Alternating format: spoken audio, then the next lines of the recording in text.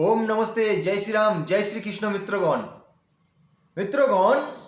এই শরদিন্দু বিশ্বাস এই যে ভীমবাদীদের মূল শরদিন্দু বিশ্বাস এই যে দীনকৃষ্ণ ঠাকুরের বর্দা এদের যে কথাবার্তা যে চালচলন তা এত পরিমাণে জঘন্যতম যা আপনারা ক্রমাগত দেখেছেন। আর এই দীনকৃষ্ণ ঠাকুরের নিজে নতুন নটাঙ্কি করে ভাইরাল করার যে নতুন প্রোপাগান্ডা যে নতুন তারা প্ল্যানিং করেছে তা আমি আপনাদের সামনে পূর্বের ভিডিওতে তুলে ধরেছি। আজ আমি আপনাদেরকে দেখাতে চলেছি যে এ কত বড় বড় কথা বলছে, এবং হিন্দুরা এটা মুখ বুজে সহ্য করছে। এখনো পর্যন্ত হিন্দুদের কি করা উচিত অন্তত বোঝার চেষ্টা করুন। আমি দেখাচ্ছি তারা কি বলতে চাইছে, দেখুন। 12:30টার সময় দীনকৃষ্ণ ঠাকুরের এই মজিলপুরের বাড়িতে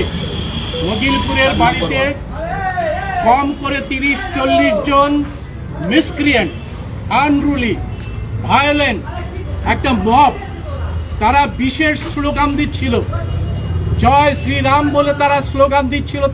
তাতে আমরা পরিষ্কার করে বুঝে নিয়েছি তারা কারা। তারা শেষ পর্যন্ত দীনকৃষ্ণ ঠাকুরকে বুড়োর ঘাট নামে একটি হনুমান মন্দিরে নিয়ে যায় তাকে হত্যা করার জন্যে।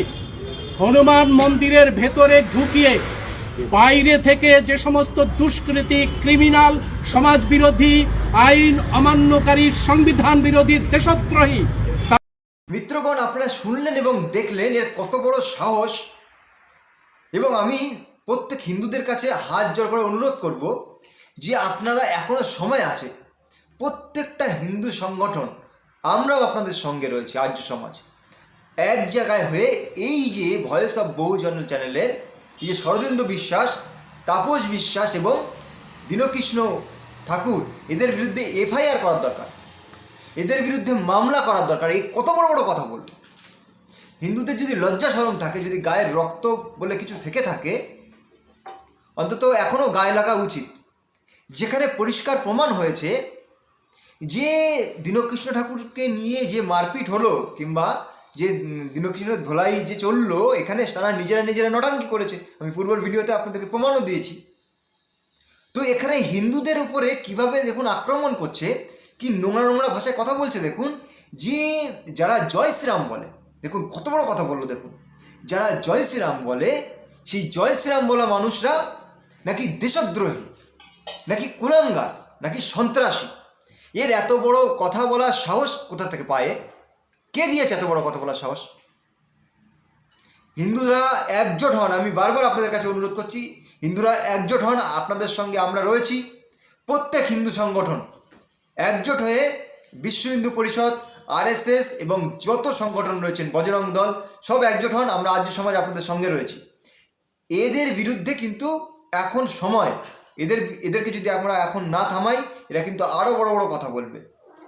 বলছি যারা জয় শ্রীরাম বলে তারা দেশদ্রোহী। শরদিন্দু বিশ্বাস, আপনাকে আমার খুলি চুনতি, এই পবিত্র কুমার আর্য আপনাকে খুলি চুনতি দিচ্ছে। এই দেশকে স্বাধীন করেছে কারা আপনার জানা রয়েছে? ওই ভীমবাদীদের 2-5 টাকা খেয়ে জয় ভীম জয় ভীম জয় ভীম জয় ভীম করে মানুষের মাথাটা খাচ্ছেন না? আপনাকে আমার খুলি চুনতি, আপনি যদি মায়ের দুধ খেয়ে থাকেন আমার সঙ্গে ডিবেটে বসেন। যদি আপনার কাঁচা খুলে বাড়িতে না পাঠাতে পারি, তখন আমি যদি না পারি, আমি এই ভিডিওতে আসবেন, আমার চ্যানেল বন্ধ করে দেবো। মহর্ষি দয়ানন্দ সরস্বতীজি সত্যাত্ম প্রকাশের নাম শুনেছেন? যদি না শুনে থাকেন আমি শুনে দিচ্ছি। এই মহর্ষি দয়ানন্দ সরস্বতীজি, যিনি রামের প্রবল ভক্ত ছিলেন, জয় শ্রীরাম বললেন না, জয় শ্রীরামরা সন্ত্রাসী হয়, তো এই জয় শ্রীরামের ভক্ত। দেশ, আমাদের ভারতবর্ষকে ইংরেজদের থেকে স্বাধীন করার 80% যে স্বাধীনতা সংগ্রামী, তা তৈরি হয়েছেন মহর্ষি দয়ানন্দ সরস্বতীজি এই সত্যাত্ম প্রকাশ করে। আর আপনি বলছেন জয় শ্রীরাম যারা বলে তারা দেশদ্রোহী। কাকড়িতে যে রেল থেকে যে পয়সা মানে টাকা পয়সা ছিল, যে টাকা পয়সার যে খাজানা ছিল, সেই খাজানাকে যে লুট করা হয়েছিল, তার যে মূল ছিল, তার যে মূল দায়িত্ব ছিল, যে নেতৃত্ব দিয়েছিলেন, তার নাম জানেন? তার নাম আপনারা জানেন না, আর জেনেও ঢেকে রাখেন। রামপ্রসাদ বিসমিল। রামপ্রসাদ বিসমিল সেই দলের নেতা ছিল। এই ভারতবর্ষের জন্যে বলিদানী কারা ছিল জানেন? এই আর্য সমাজী, এই জয় শ্রীরাম যারা বলে। লালা লাজপত রায় নাম শুনেছেন? তিনিও জয় শ্রীরামের ভক্ত ছিলেন। বাল গঙ্গাধর তিলকের নাম শুনেছেন? তিনিও জয় শ্রীরামের ভক্ত ছিলেন। বিপিনচন্দ্র পালের নাম শুনেছেন? তিনিও জয় শ্রীরামের ভক্ত ছিলেন। ভগৎ সিংয়ের নাম শুনেছেন? তিনিও জয় শ্রীরামের ভক্ত ছিলেন। ক্ষুদিরাম বসু, প্রফুল্ল চাকির নাম শুনেছেন? তিনিও জয় শ্রীরামের ভক্ত ছিলেন। আপনি কাদের সঙ্গে কি কথা বলতে আসছেন? আপনি স্বামী শ্রদ্ধানন্দজিকে চেনেন কি?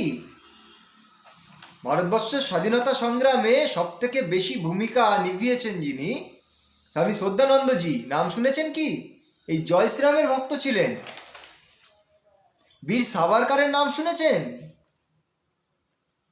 যিনি স্বাধীনতা সংগ্রামী ছিলেন, নাম শুনেছেন? জয় শ্রীরামের ভক্ত ছিলেন।